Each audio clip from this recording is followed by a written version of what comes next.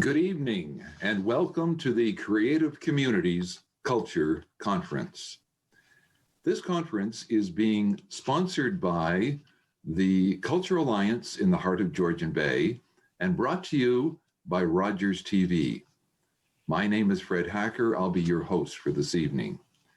As mentioned, the conference is being presented by the Culture Alliance in the heart of Georgian Bay, which represents the Baozille First Nation, the towns of Midland and Penetanguishene, and the townships of Tay and Tiny. We recognize that the region represented by the Culture Alliance is located on land which is the traditional and treaty territory of the Chippewas of Lakes Huron and Simcoe, now known as Chippewa Tri-Council, which comprises Baozille First Nation, Rama First Nation, and the Georgina Island First Nation. This territory is within Pre-Confederation Treaty 5, Treaty 16, and Treaty 18, and included within the Williams Treaties of 1923. We also recognize that the region is located on land which was once the territory of the Huron-Wendat, and that our communities are home to many citizens of the Métis Nation of Ontario and to a large and diverse community of Indigenous peoples. Well, we're delighted to welcome the chief of the Baozille First Nation and the mayors of the other four communities who comprise the Cultural Alliance. It's interesting to note that the five communities represent a First Nation, two Franco-Ontario communities, and two Anglo-Ontario communities. So let's hear from the head of council of each of these communities. Our first head of council is the chief of the Baozille First Nation. Good evening, everyone. I am Chief Guy Monaig from Baozille First Nation. The Cultural Alliance provides our communities with an opportunity to carry on with our historic connections in this area. I would also like to remind you that this week is Treaty Week, recognizing the historic treaties that we have within this country and this territory. As most of you know, arts and culture are the mediums that connect us through trade, expression, and fostering an environment to share our talents and skills. In our current environment, we have limitations to share our talents and to connect. But I urge you to start a YouTube channel, to use Zoom and use technology as much as you can, and share, to teach, and showcase your talent, and carry on with our connections. And I hope you enjoy our series. Miigwech. Thank you.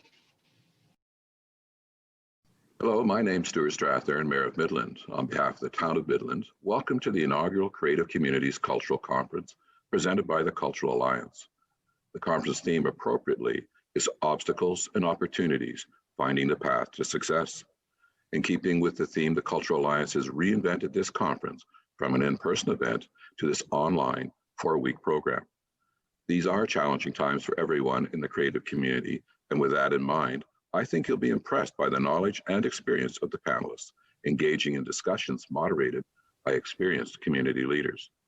So without further ado, let's get into what promises to be fast-moving programs with opportunities to engage with each other and interact with the panelists.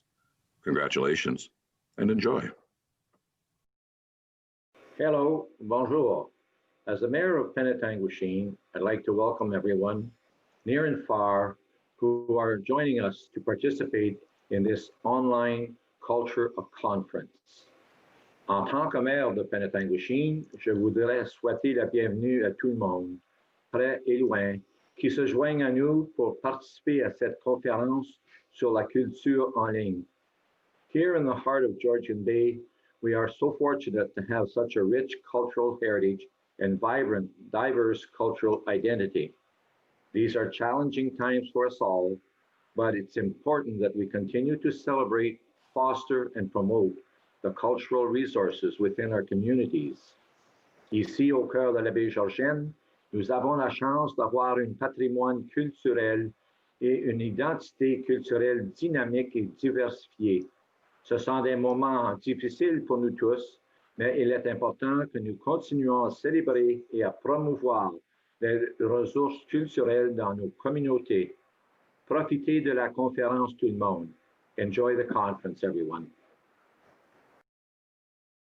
Good evening. I'm Ted Walker, Mayor of the Township of Tay, a proud member of the Cultural Alliance. On behalf of Tay Council, staff, and residents, I want to extend a warm welcome to all registrants of the Creative Communities Cultural Conference. I'm sure you will find the conference to be very informative and helpful to your respective entities, especially in these challenging times. Tay Township has benefited immensely by being a member of the Cultural Alliance and trust that you will receive many benefits from the sessions and keynote speaker. Thank you for your participation. Enjoy. Good evening, bonsoir, ani. Welcome everyone, and thanks to the Cultural Alliance in the heart of Georgian Bay for bringing us together this evening to shine a spotlight on arts and culture in our communities, especially during these unprecedented times. Tiny Township is part of the County of Simcoe in the southern part of Georgian Bay and boasts 70 kilometers of beautiful Georgian Bay shoreline, along with an extensive active trail system.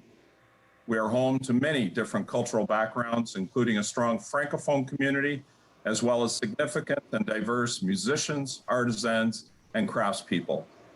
This virtual Creative Community Culture Conference provides an opportunity to pave a pathway towards continued success in embracing, enhancing, and promoting culture in our communities.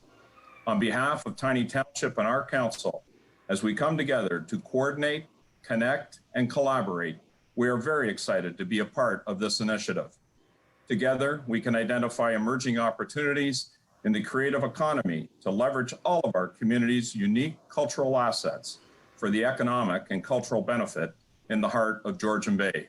Thank you, merci, miigwech, and enjoy your conference. Well, thanks to each of the community leaders who have brought us greetings this evening. We're grateful to the sponsors of this conference. The sponsors for this evening's session are Brookside Music, the Midland Public Library, and Harborfront Wealth Management. We express our thanks to them for making this program possible, and we hope that you'll have the opportunity to express your thanks as well. We also express our gratitude to Simcoe County Tourism for their sponsorship of this program, and to Rogers TV for their technical support. Well, as you know, the theme of this conference is Obstacles and Opportunities, Finding the Path to Success. Throughout the conference, we'll attempt to identify the obstacles and challenges facing the creative economy, both for individuals and for organizations and institutions. We'll attempt to lay out some preliminary steps to confront and overcome those obstacles and those challenges. We're also going to be aware that current circumstances offer some unique opportunities to those in the creative economy. So we'll also try to identify those opportunities and provide guidelines on how to recognize and benefit from the opportunities that present themselves. Here's what you can look forward to this evening. We'll have our keynote address by Katherine Nichols. Then Katherine and I will discuss her talk and some of the themes and topics that flow from her remarks. During that discussion, you will be invited to participate by sending any questions that you may have for Katherine or any comments that you'd like to make about the keynote address. You'll send those questions and comments by using the Q&A function on Zoom, and we'll explain to you in a moment how that's done. Before we hear from Katherine, I just want to remind you of what you have to look forward to for the rest of the month. On Thursday evening, November the 5th, we'll have a program called Getting Started on the Path to Success, some of the techniques to get started. On Tuesday, November the 10th, we'll be looking at the marketing. On Thursday, November 12th, we'll look at financing. Excuse me. On Tuesday, November 17th, we'll be looking at traditions and whether those are obstacles or opportunities. On Thursday, November 19th, we'll be looking at the way to share the path with others, collaborations, partnerships, and mentoring. On Tuesday, November 24th, we'll look into technology.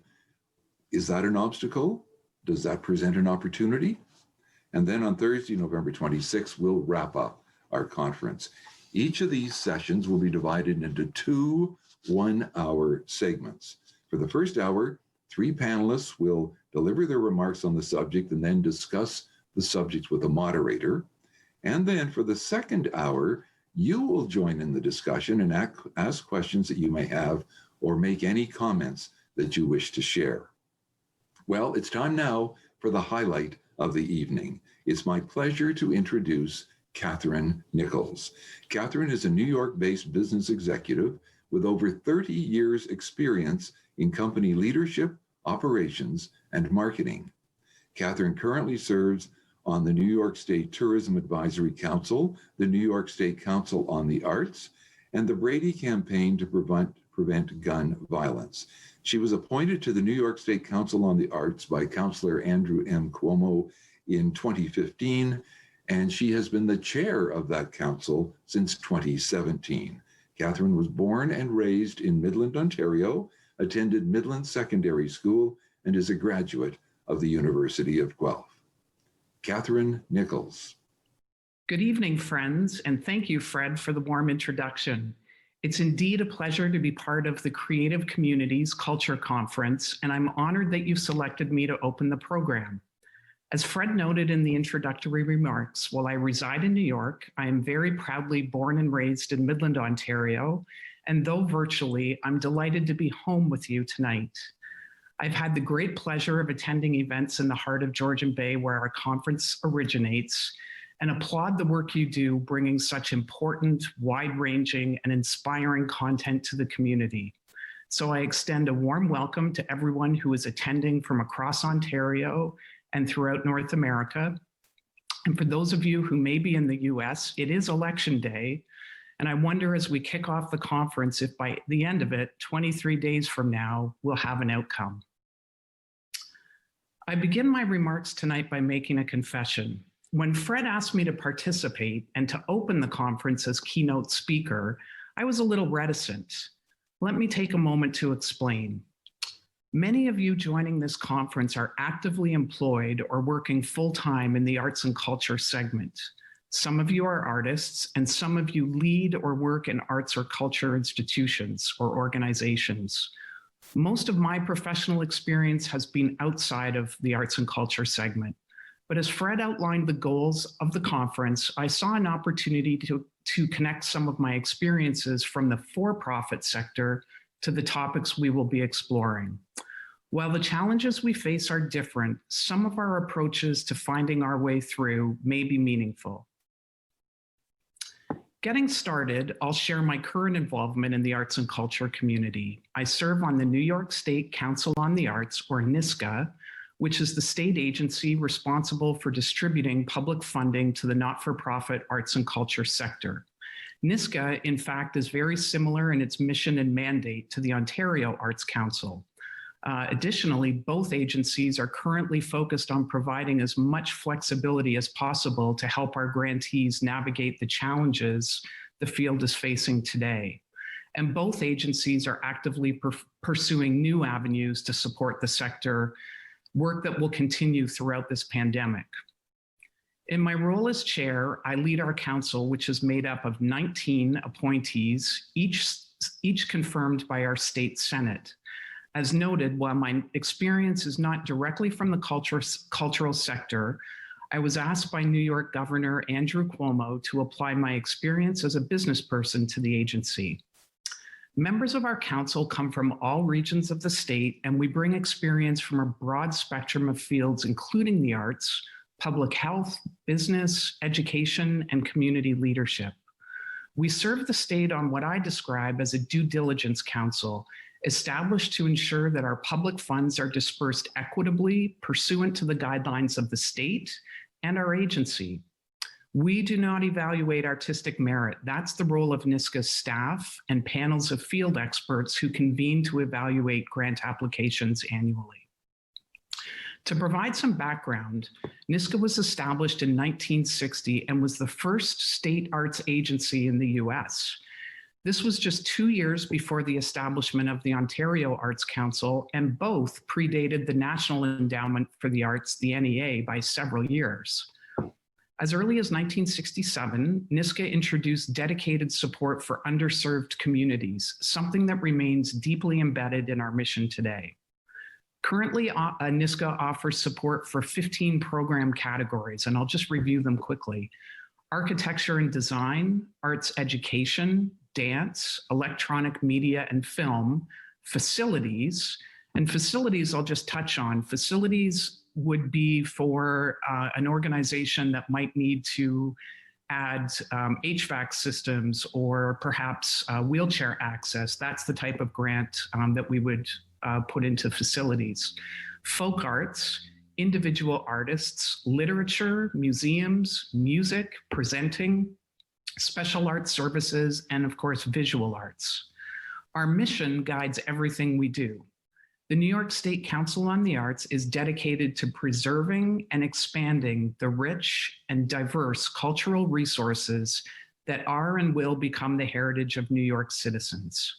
Our grants ensure that New Yorkers benefit from the vital contributions the arts make to our communities through education, economic development, and enhanced quality of life.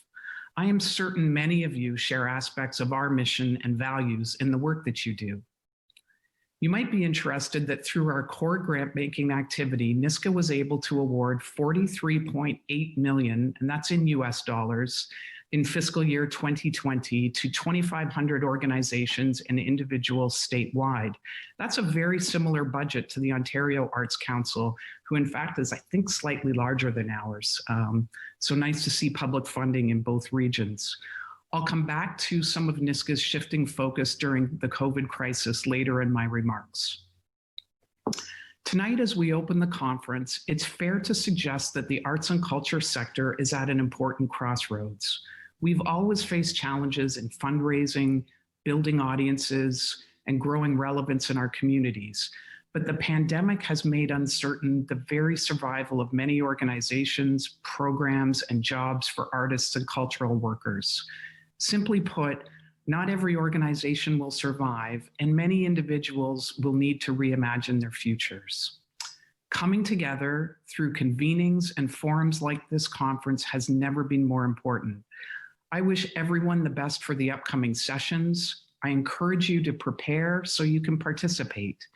The topics chosen are timely and relevant, and through them we have the opportunity to share ideas and draw from one another's experience. If we succeed as collaborators, we'll take away insights, tools, relationships, and inspiration to guide us moving forward.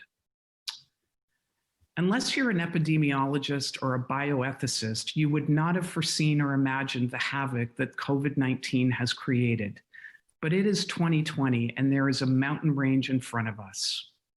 And it isn't just one mountain, it's the entire range.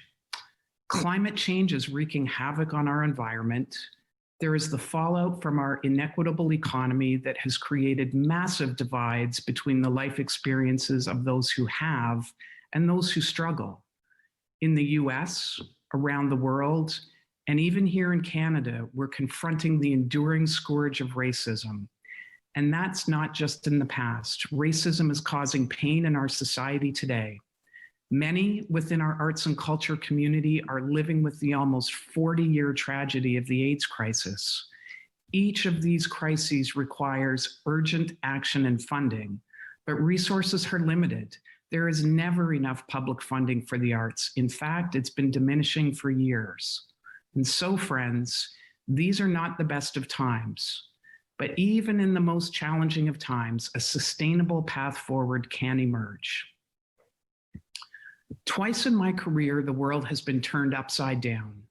In both instances, lives and businesses across a broad spectrum were harshly impacted. Overcoming obstacles required us to recognize and respond to opportunities and to reimagine the future. In 2001, I was working in New York City for a company owned by Moet Hennessy, the wine and spirits arm of the global luxury brands group LVMH, which is Louis Vuitton Moet Hennessy.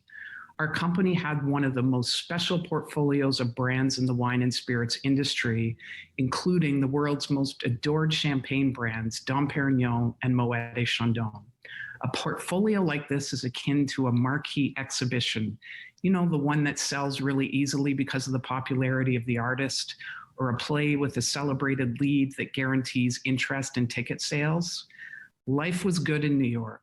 The economy was strong, and we were on a healthy trajectory as a business, coming out of the millennium where everybody enjoyed champagne. But on September 11th, 2001, between 8:46 and 10:28 a.m., in just those few minutes, life as we knew it was turned upside down. Our city was shaken to its core. The world was on edge and heartbroken. Nothing, no training, MBAs, experience, or anything could have prepared us for an attack on our humanity.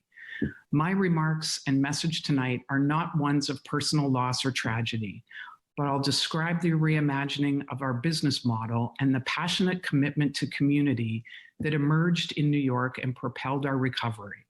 We can draw parallels in the way the city was impacted by 9/11 to the pandemic of 2020, and perhaps this experience will inspire us as we look to our own futures.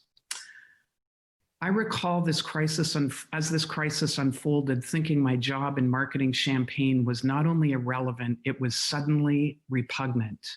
The city had been dealt a blow that shattered hearts, lives, and families, and that devastated our economy. The aftermath of this event and its economic impact would last for a prolonged period. Champagne, its very purpose is enhancing celebration, and that notion was unimaginable for a very long time. But businesses and employees have responsibilities to keep going, to not be idle, and in this instance, to figure out how our resources might do good for our community while continuing to build our relationships. In the days and weeks following 9/11, our company prioritized employee safety and security. We came together to support one another any way we could. After 9/11, a major region of our city was closed due to the hazards of smoke and toxic air.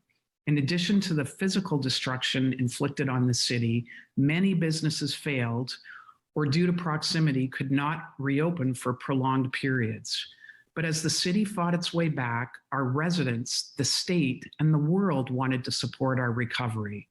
In the decade after 9/11, Lower Manhattan was rebuilt and subsequently became one of the most thriving residential areas in the city.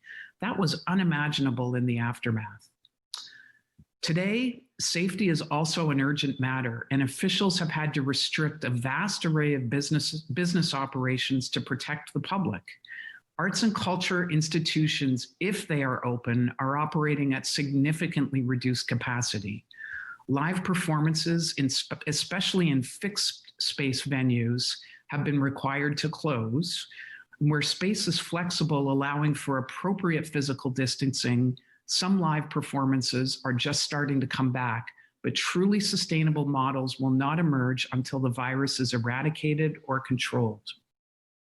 This leaves many individuals and organizations in the arts and culture sector vulnerable and with uncertain futures.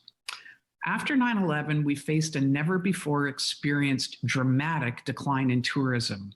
This lasted for months as visitors were uncertain about the safety of returning to the Big Apple. Hotels, restaurants, and our wealth of entertainment and culture centers felt the impact deeply, just as they are today. But while the lights on Broadway dimmed for just 2 days during the 9/11 crisis, during the pandemic, theaters have announced they will remain closed through May of 2021 at the earliest, and they closed in March of this year. I cannot underscore enough the impact Broadway has on the city's economy.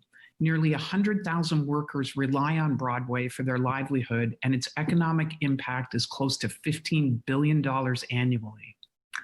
What emerged in the weeks and months that followed 9/11 was a spirit and conviction that brought people together for the greater good of the community. Volunteerism became a powerful force as individuals, companies, and organizations sought ways to participate in the city's shared recovery. Out of that time emerged a more civic-minded New York and people who cared deeply for one another and the city. Today, we must do everything in our power to encourage our communities in our work, our missions, and the very real challenges we face. We must be prepared to expose our needs and invite everyone in to assist in our recovery. In 2001, we determined that even a champagne company could participate without being frivolous. We rallied around charities that supported families of food and beverage service workers, and marketing dollars were spent buying meals for workers and first responders at the restaurants gradually reopening after months of forced closures. Our company shifted focus from motivating the consumer to purchase our product to supporting our customer who was struggling to survive after such disruption. One simple program we initiated with our marketing resources was to take large groups out to restaurants to support customers who were struggling. We enlisted every partner we did business with to join us. We set expectations for them to be involved. Our recruiters, law firms, ad agencies, promotional companies, media partners, landlords, distributors, all participated in our efforts to support local business. We were not alone in this effort. Many businesses and organizations abandoned or refocused their missions and business plans to pitch in and help New York's recovery. Through unthinkable tragedy, there emerged a powerful resilience and commitment to community that launched a New York that in many ways remains stronger and more civic-minded than ever before. And as the city rebounded, our customers valued our partnership. It took a long time for us to feel like drinking champagne again and to get back to the business of marketing it, but eventually we did. New York's experience in fighting back will help our city and our creative economy to rebound from the current pandemic. I think of the incredible story told years later in the musical Come From Away, first workshopped at Sheridan College in Oakville in 2012, which tells the story of how Newfoundlanders enveloped travelers stranded in the aftermath of September 11th. Thousands of jobs and millions of dollars have been generated for the creative economy, but as importantly, our hearts have been nourished by the message of that story. The arts tell our stories. They bring us together and lift our spirits. A hit on Broadway is an outsized example, but artists and cultural organizations play a vital role in local economies. And wherever possible, we must educate our community leaders about the positive impact of the arts and cultural institutions on the health and well-being of our citizens. We bring people together, something so needed during this time when we are physically distant from one another. The scale of the challenge we face today in New York is once again immense. Tourism remains at a standstill with borders closed. Businesses are struggling. Almost half of New York's restaurants have permanently closed, and those that are holding on are doing so at significantly reduced capacity. Recovery is likely to take much longer this time, as we can't come back fully until the virus is under control. Today, because of our isolation, there is increased demand for cultural content. In response, artists and organizations have rapidly innovated, launching new models for content delivery. Examples include virtual and augmented reality, live streaming, moving venues to the out of doors, and offering more educational programming when productions and group performances are not possible. Curators and museum directors offer tours and talks that are accessible now to a worldwide audience as capacity restrictions remain on site. And we've all discovered Zoom. This transition has occurred at an astonishing pace. And as access to the internet grows, the arts will more rapidly reach underserved communities. Broader access to the arts could well be one of the most enduring positive outcomes from the pandemic. New York and our cultural community has so much at stake, and it will not give up. We know all too well what it takes to recover from a crisis. It takes each other. The road ahead will not be easy. Our creativity will be needed to navigate our futures, but we can emerge stronger. We've done it before. I'm going to shift gears and share an example of forced adaptation in business.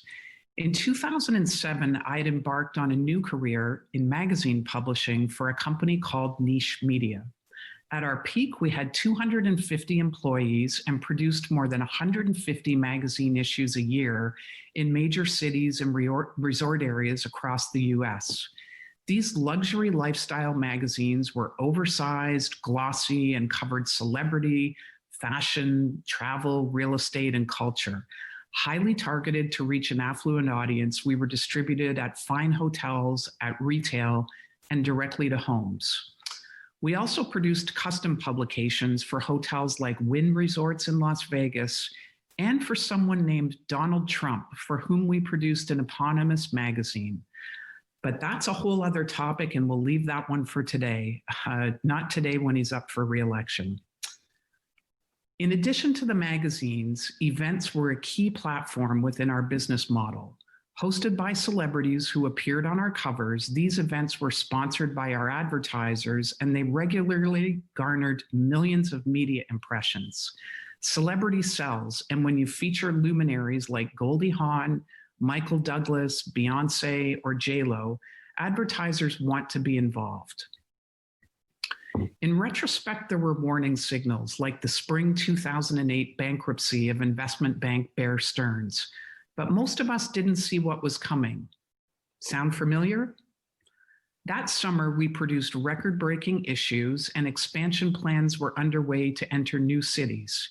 And then on September 29th, 2008, the bottom fell out of the stock markets, and we were thrust into the Great Recession.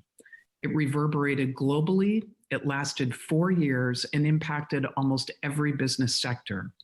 Our world, luxury lifestyle magazines, became another challenging notion overnight. Ostentatious parties were over, icky, if you will. Brands and celebrities wanted to distance themselves from luxury, and suddenly, not unlike selling champagne after 9/11, our world of fashion and celebrity gossip was frivolous, unnecessary, and frankly irrelevant. Advertisers tore up contracts. They had to, as they managed massive declines in sales, retail closures, and layoffs. In a challenged economic environment, advertising is one of the first budgets to be cut, so we felt it immediately. Within 2 years, the company, which was part of a larger diversified conglomerate, was losing millions of dollars. In 2010, I was asked to take the helm as CEO after shakeups had overturned our executive team. We understood that massive changes would be required for us to continue doing business, and even then, it was uncertain if we could make it. An organization that's financially challenged must be completely open to adaptation and evolution. Not only were we in the midst of a recession, but magazines were simultaneously facing new competition from an erosion of revenue from the digital space. We had a limited online footprint with insignificant traffic and revenue, so we really weren't in the game. And I'll add that not unlike today, as we move content and performance online, in the early days of online publishing, even the best known brands weren't generating much revenue. Building that stream takes time, resources, and we had little of either. No magazine company survived this period without a thorough examination of its value proposition and a change in direction to accommodate how audiences were shifting the way they consumed media. The list of magazines that didn't survive the last decade is about as long as those who did, maybe longer. Once again, we can draw a parallel because we have to adapt our individual and organizational models quickly to navigate through the pandemic and become sustainable. Fortunately, there were areas we could find economies, and we went to work on those. We scaled back on office leases, we negotiated with paper suppliers and distributors, we changed our rate structure, and we cut back on the events that had been so intrinsic to our business model. There were some layoffs, and positions that came open through attrition were left open. I'm sure that many of you are familiar with this scenario. We did our best to maintain as many in our workforce as we could, believing our employees were our most important asset. Letting go of good people from their jobs will remain the most difficult decision I ever had to make in a 30-year career. What fueled me was the belief that we could turn things around, and that if we did, people could be brought back or new jobs created. We challenged everything, and we understood that we would be more successful in shifting our business model if we gained buy-in from our stakeholders.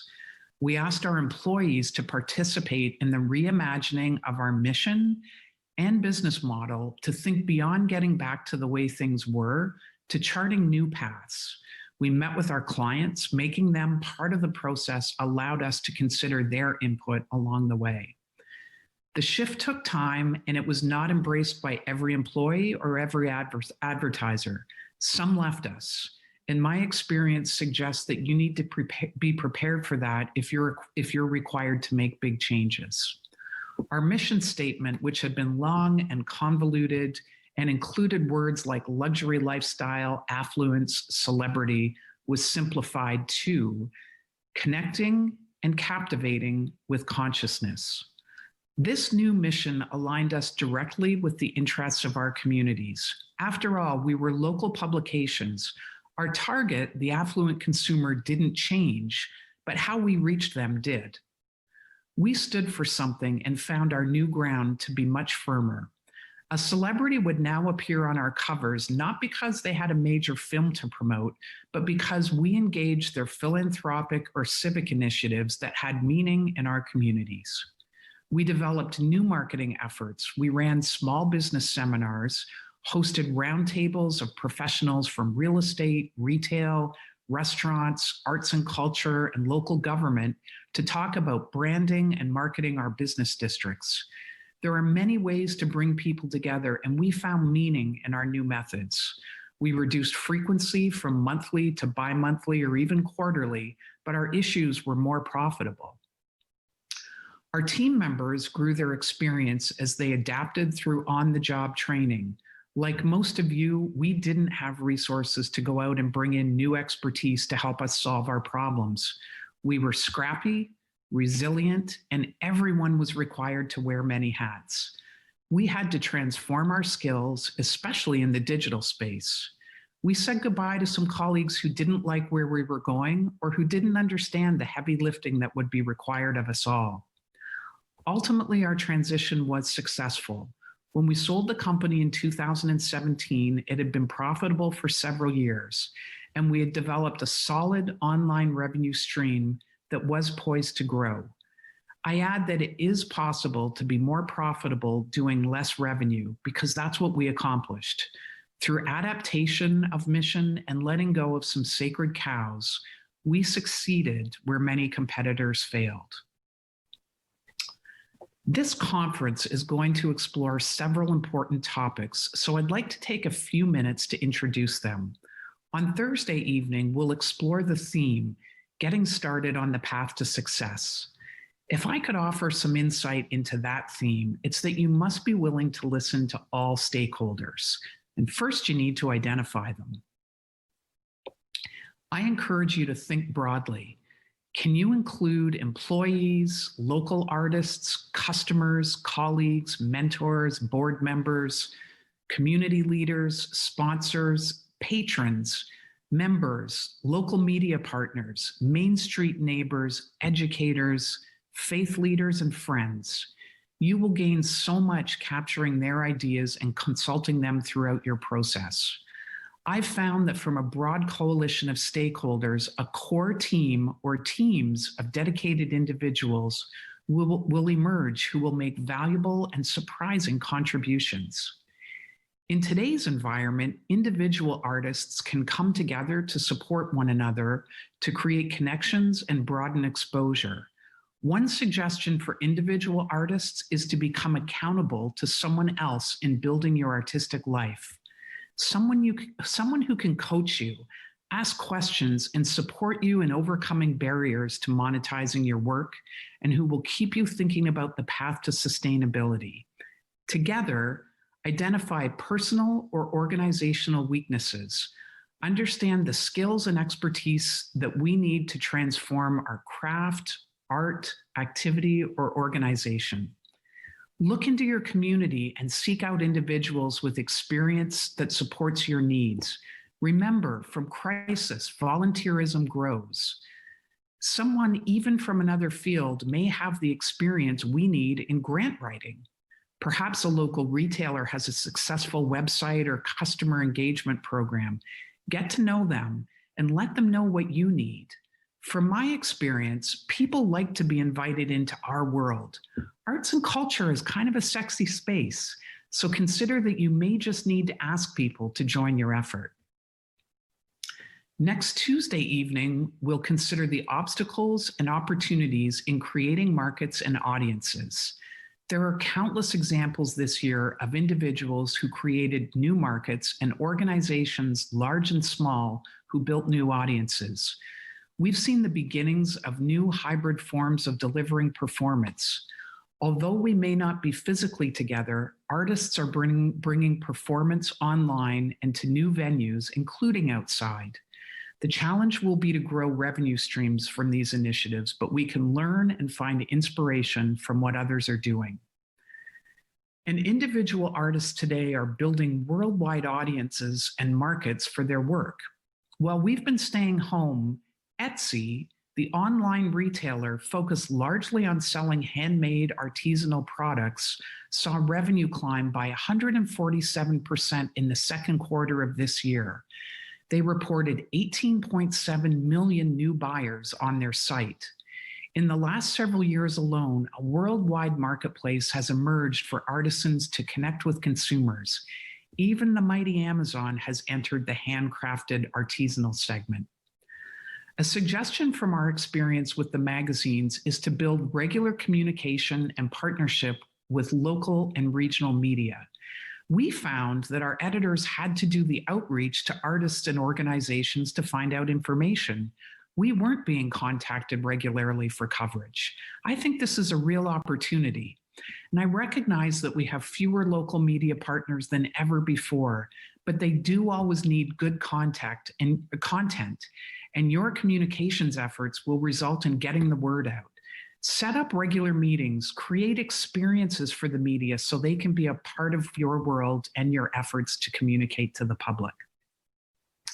On Thursday, November the 12th, we'll explore solving the money problem, accessing sources of financial support. Ironically, one suggestion I would like to offer is first take how much money we need out of the conversation. There will never be enough of it to go around, so let's approach the money topic differently. Remember that out of this crisis, support will come from the community, especially as we define our essential roles within it. We are drivers of the economy, our health and well-being. We're fortunate that in this time, the internet allows us to access more information, data, models for success, and inspiration than ever before. We can see in real time what artists and organizations all over the world are doing to solve the same problems we face here at home. Papers are published. Culture conferences like ours are recorded and made accessible to everyone. Websites like NISCA and OAC publish lists of grant opportunities and foundations offering support that we may never have known about or been able to access in the past. So devote time to research, and then we can get to accessing the financial support that we need. I'm pleased to share that NISCA, beginning in May, has hosted a series of webinars called NISCA Presents. The first topic was titled Debunking the Top 5 Fundraising Myths in the Time of COVID-19. Additionally, we hosted Guiding Board Members and Continuing Your Mission. These sessions and several more are available on our website, and I encourage you to check them out. Take advantage at www.arts.newyork.gov. On Tuesday evening, November 17th, we'll look at the topic Traditions, obstacles or opportunities, transitioning to paths of success. My comments tonight delved into traditions and adaptations. In discussing our magazine, I mentioned that our DNA didn't change, but we did evolve. We adapted our mission. We let go of some sacred cows, and we transitioned to success. I encourage you to be open. Don't be afraid to let go of traditions and embrace new opportunities.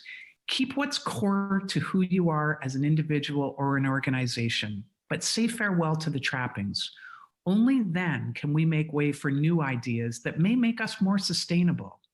For a decade after we stopped throwing those lavish parties, clients, social influencers would comment to me on how much fun they were and how much they missed them. I'd always smile and nod, but I'd be saying to myself, if you only knew how much money we saved when we got out of that business. On Thursday evening, November 19th, we'll explore the topic, sharing the path with others, collaboration, partnership, and mentoring. One partnership that is important for the arts is the tourism sector. Our Canadian outdoor culture is often oriented to sports, outdoor festivals, recreational activities, food and wine. Within the tourism segment, there are immense opportunities for arts and culture, and we must exploit them. Get connected and become active on tourism councils, local, regional, and provincial. I see the results of these collaborations through my work on New York State's Tourism Advisory Council and our Arts Council. Prioritize representation on your local business development and business improvement committees. Participation will open doors for our sector, but like garnering local media, we must go after it. On Tuesday evening, November the 24th, our session will be devoted to turning technologic obstacles into technological opportunities. This topic is rife for collaboration. There are so many resources available to us online, and I encourage you to seek them out. Another of our NISCA Presents webinars was presented in partnership with Volunteer Lawyers for the Arts. The topic, Legal Guide for Individual Artists and Arts Organizations, is important in getting online. Legalities are a complicated aspect of growing online. I'm in my mid-50s and I didn't grow up with technology, but in gaining millennials and Generation Z or Generation Z as stakeholders can lead to enhanced opportunities in this space. Talk about mentorship. These generations can mentor us. Invite them in, share your challenges and obstacles and ask them for ideas. And remember, every generation consumes media and entertainment and culture in unique ways. Don't overlook an audience by not reaching them. Friends, it has never been more important for our arts and culture community to come together. I wish everyone a successful conference, and I look forward to the sessions to come. Let's be resourceful, let's be resilient, and let's have fun doing it. Well, we have a few questions for you. Okay. One question was whether we can circulate the information that you shared, the URLs and so forth, and that individual has been told, yes, we can do that. This program is being recorded, and the recording of the program, and in fact of the entire conference, will be made available to everyone who's registered. So if you're a registrant, you will be getting a recording, and you can see those items. This is a comment. Our board has different views on the money topic, and I'm not sure who this comes from or what the context is. Not having enough is a mantra. So the comment, take it out of the conversation, is a refreshing affirmation. Do you want to just comment again on that? Because obviously you resonated with this person. Oh, well, I think there is never going to be enough. And so if we really set that aside and focus on what are the opportunities for development, and there are so many great examples right now. I think we're all very encouraged, surprised, and delighted at how people are stepping up in this crisis to support arts and culture organizations. There are many, many examples. I, for one, have been able to participate virtually in many more benefits and opportunities during COVID than I ever attended in the last year. And you can imagine that I'm invited to attend many wonderful things in my role. So I do hear a lot of great information about the possibilities of fundraising at this time. So we have to be creative and just focus on what we can do as opposed to what the problem in that barrier is. Right. So I think these sessions are going to be so valuable for everyone to share ideas and to really look at opportunities. And we want to encourage those who are joining us as audience members to view themselves as part of the expertise, because we do have some really talented people who are serving as panelists and moderators during the sessions, but there are also a lot of very talented people who are in the audience and with lots to contribute. So we look forward to the second hour of each evening. We're going to be interacting with the audience. Very exciting. Somebody named Gordon has said, quotes, online. So the word online has become a defining characteristic of so much of our changing society. What will this trend mean to the arts? Well, we can certainly think about it in terms of during the pandemic, as it is the opportunity to get our artwork out, to share it, to continue our missions when we may not be able to come together, when tourism is probably a real challenge, or local tourism is an opportunity, but international tourism that we all benefit from in big cities and regions like Ontario and New York, where people maybe come to a big city and then travel throughout the province. So this is an opportunity during the pandemic. And I did note that we had a hard time monetizing media in the early days of online publishing. And we probably all remember we could get a lot of media for free for quite a while. And then people started to figure out how they could give us a little bit and we had to pay for more. And now we have to subscribe to a lot.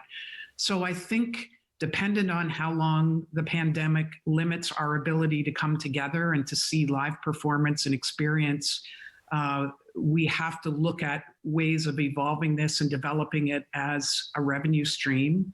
And then once that's happened, perhaps when we can come back together, we've built a broader audience that might not be able to come and join us in person, but they know they can access us online. So someone says to me often, things are as fast as they are today, they're never going to be slower. So I don't think we're going to go backwards after we get through this period. I'll just qualify one comment you made. In Ontario, people come to visit Midland and occasionally make a side trip to Toronto. Well, that's my case for sure. So. This isn't a question, but it's a comment from Peter, who says, fantastic presentation, Katherine. Very relevant and inspiring. And as the recently retired CEO of the Ontario Arts Council, now living and pursuing an arts project in Ottawa, in Orillia rather, thanks for the shout out to the OAC. So I hadn't pre-read this, so I didn't realize that Peter was the former CEO of the Ontario Arts Council. So you have an equal number there who's very impressed with your presentation and happy for the shout out to the OAC. Well, thank you. Question from Tom. What are your thoughts on a large connected work in the 5 communities, the Culture Alliance, for example, which make up a large cumulative work on memory, stories, and heritage? It would be a post-COVID work. Well, I think it sounds very interesting. I think it sounds like something we're going to be exploring throughout the conference, which is partnerships and collaborations and coming together. And I do think that as we're all challenged as arts organizations to build audience, the more we can come together, I think the opportunities will be greater and we will all bring different elements and different audiences to the table. So I'm very intrigued and I look forward to learning more about it. It's interesting that this person refers to the connected work in the 5 communities. When we do the session on partnerships, collaborations, and mentoring, which is session number 6, I believe, yeah. We're going to talk during that session about how this Cultural Alliance came together, because it's the first time 5 communities, and particularly a First Nation, a couple of Franco-Ontario communities, and a couple of Anglo-Ontario communities have gotten together to pool their resources and their talents. So we'll talk more about that, and we invite Tom to be listening that night. We're going to have to make this a wrap on our discussion. Thank you for your keynote address. I'd like now to introduce Cindy Hastings. Cindy is a counselor in the Township of Tiny. Of importance to this conference, Cindy is the chair of the Cultural Alliance in the heart of Georgian Bay, and she's the chair of this conference. Cindy? So, wow. Thank you very much, Katherine. That was truly motivating and inspiring. Your perseverance through the challenges of 9/11 and the 2008 market crash really paid off and is concrete proof that with a bit of hard work, ingenuity, and determination, we can not only get through the pandemic, but we can really come out of this stronger than before. It was really great to hear from you about the significance that culture plays in all our lives, not only as a key economic driver, but as an integral part of our well-being, especially during these crazy times. It brings us together like we are this evening. I was really interested in how you turned around the magazine business and kept your customers by reinventing the entire way you did everything and not being afraid to let go of those sacred cows. By really testing our imaginations and utilizing technology, we too can reimagine how we reach our dedicated audiences. And just as important, we can use it to bring culture to new markets and engage the previously unengaged. Thank you very much again, Katherine, for a terrific start to the conference. I really look forward to building on lessons learned tonight and exploring the many opportunities being presented through the rest of the sessions. Have a great night. Thank you very much, Cindy. We'd like to again acknowledge our gratitude to the sponsors of this conference. The sponsors for this evening's session are Brookside Music, the Midland Public Library, and Harborfront Wealth Management. We express our thanks to them for making this program possible, and we hope that you'll have the opportunity to thank them as well. We'd also like to express our gratitude to the Simcoe County Tourism for their sponsorship of this conference, and to Rogers TV for their technical support. We hope you've enjoyed this first evening of the Creative Communities Culture Conference. On behalf of the Cultural Alliance in the heart of Georgian Bay and Rogers TV and Katherine Nichols, thanks for joining us. I'm Fred Hacker. Good night.